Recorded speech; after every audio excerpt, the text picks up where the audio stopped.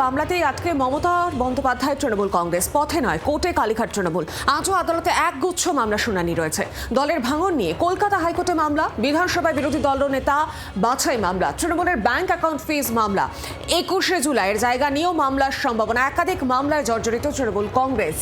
মামলাতেই আটকে রয়েছে মমতা বন্দ্যোপাধ্যায় তৃণমূল। এবার পথে নয় কোর্টে কালীঘাট তৃণমূল।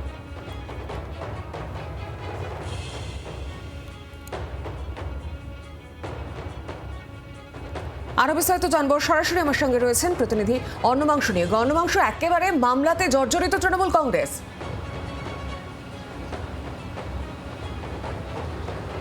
সৌমি, দেখো, তারা আজকে আর শাসক নেই। তারা যখন শাসকের জায়গা খুইয়েছেন সেই সময় দাঁড়িয়ে চতুর্থ স্তম্ভের একটি স্তম্ভ বিচার ব্যবস্থার উপর সম্পূর্ণ ভরসা রেখেছে তৃণমূল কংগ্রেস, অর্থাৎ কালীঘাট শিবির।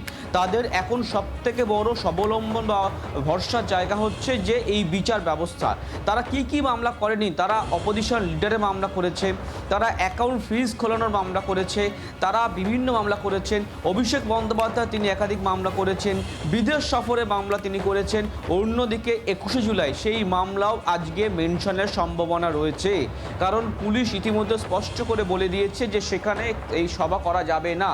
সুতরাং সেখানে সভা করার জন্য তৃণমূল কংগ্রেস অর্থাৎ কালীঘাট শিবির তারা কিন্তু আদালতে দ্বারস্থ হওয়ার সম্ভাবনা রয়েছে, সেই খবরই আমরা পাচ্ছি।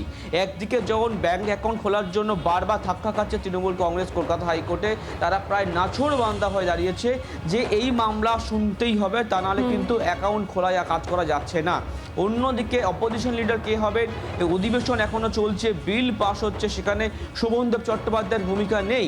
সেই মামলাও এখনো বিচারাধীন। কলকাতা হাইকোর্ট সেই মামলায় কোনো অন্তর্বর্তী স্টে অর্ডার দেয়নি, সেটা অস্বস্তি বজায় রেখেছে কালীঘাট শিবিরের। সুতরাং সব কিছুর মধ্যে জটের মধ্যে আটকে রয়েছে কালীঘাট শিবির, মমতা বন্দ্যোপাধ্যায় শিবির। তারা চাইছে এই জট খুলে তাদের দিকে হাওয়া ঘোরানোর জন্য, তাই তাদের ভরসা হচ্ছে এই মামলাগুলি। সুতরাং সেই মামলাগুলি আজকে লিস্টে রয়েছে, আজকে সেই মামলাগুলি তালিকাভুক্ত হচ্ছে। নতুন করে সংযোজন হতে পারে এইটা যে 21শে জুলাই সভা করার জন্য মমতা বন্দ্যোপাধ্যায় শিবির তারা কলকাতা হাইকোর্টে দ্বারস্থ হতে পারেন আজকে।